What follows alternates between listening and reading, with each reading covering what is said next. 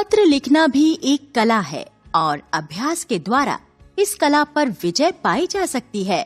गांवों में एवं दूर दराज के क्षेत्रों में जहां टेलीफोन, मोबाइल आदि की सुविधा नहीं है, वहां आज भी संदेश भेजने के लिए सबसे सरल और सस्ता साधन यही है।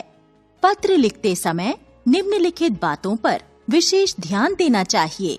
पत्र सरल और स्वाभाविक शैली में लिखा गया हो, भाषा आडंबर रहित और प्रभावशाली हो, वाक्य छोटे और प्रभावी हों, अपनी बात को संक्षेप में कहा गया हो, पत्र का आरंभ और अंत सही हो, शिष्ट भाषा का प्रयोग किया गया हो, अप्रासंगिक बातें न लिखी गई हों। पत्र के प्रकार।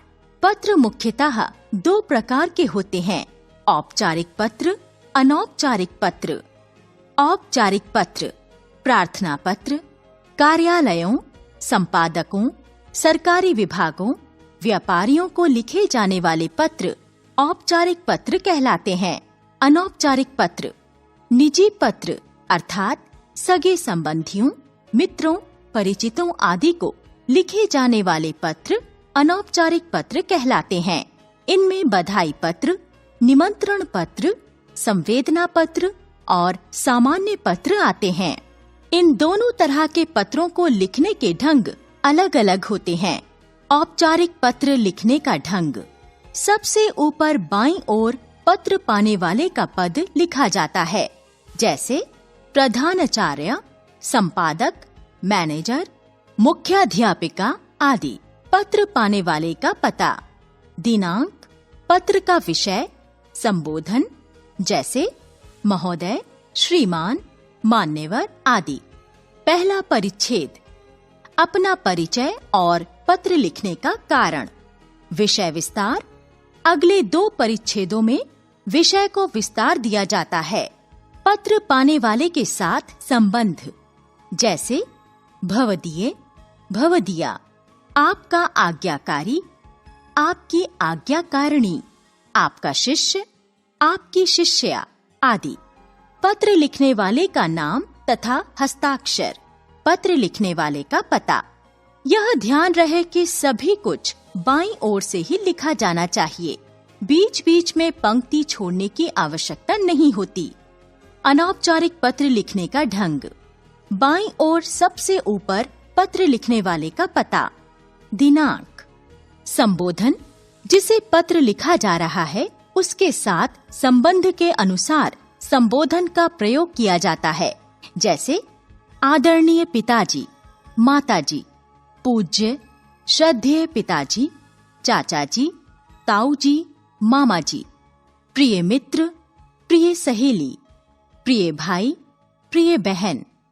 अभिवादन, सादर नमस्कार, सादर प्रणाम, चरण स्पर्श, नमस्ते, स्नेह, आशीर्वाद, प्यार आदि। पहला अनुच्छेद, पत्र लिखने का कारण स्पष्ट करो। विषय विस्तार, 2 परिच्छेदों में विषय वस्तु का विस्तार करो। पत्र का अंत, पत्र के अंत में पत्र प्राप्त करने वाले के साथ जो संबंध होता है वह लिखा जाता है, जैसे आपका पुत्र अथवा पुत्री, आपका भांजा अथवा भांजी, आपका नाती अथवा नातिन, आपका भतीजा अथवा भतीजी, तुम्हारा अनुज अथवा अग्रज, तुम्हारा मित्र अथवा सहेली आदि। पत्र लिखने वाले का नाम तथा हस्ताक्षर। औपचारिक पत्र, छात्रवृत्ति के लिए प्रधानाचार्य को प्रार्थना पत्र लिखिए। प्रधानाचार्य, सरस्वती विद्या मंदिर, टैगोर नगर, नई दिल्ली। दिनांक 25 अप्रैल। विषय छात्रवृत्ति हेतु प्रार्थना पत्र। मान्यवर, सविनय निवेदन है कि मैं आपके विद्यालय की कक्षा 6 A का छात्र हूँ। गत मास किसी कारण से मेरे पिताजी की नौकरी छूट गई। घर आर्थिक तंगी से गुजर रहा है, क्योंकि घर में और कोई कमाने वाला नहीं है। ऐसे में स्कूल की पढ़ाई का भार उठाना अत्यंत कठिन हो गया है। मैं अब तक सभी कक्षाओं में प्रथम श्रेणी से पास होता रहा हूँ। सभी गुरुजन और सहपाठी मेरे व्यवहार व आचरण से पूर्णतया संतुष्ट हैं। मैंने भाषण प्रतियोगिता तथा खेल प्रतिस्पर्धा में कई बार विद्यालय का प्रतिनिधित्व किया है और कई पुरस्कार भी जीते हैं। मेरा आपसे विनम्र निवेदन है कि मेरी पारिवारिक स्थिति को ध्यान में रखते हुए मुझे छात्रवृत्ति दिलवाने की कृपा करें। आपके सहयोग के लिए मैं सदैव आपका ऋणी रहूंगा। धन्यवाद। आपका आज्ञाकारी शिष्य रमेश अग्रवाल, कक्षा 6 अ। अनौपचारिक पत्र। छोटी बहन को पुरस्कार मिलने पर बधाई पत्र लिखिए। 19 बी, सविता अपार्टमेंट, दरियागंज, नई दिल्ली। दिनांक 30 सितंबर। प्रिय बहन वैशाली, तुम्हारा पत्र मिला। यह पढ़कर मन प्रसन्नता से भर गया कि तुम्हें अंतर विद्यालय वाद विवाद प्रतियोगिता में प्रथम पुरस्कार प्राप्त हुआ है। मेरी ओर से बधाई स्वीकार करो। तुम एक बहुत अच्छी वक्ता हो, ये तो सभी जानते हैं। तुम्हारी वाणी दूसरों को सहज ही प्रभावित कर लेती है।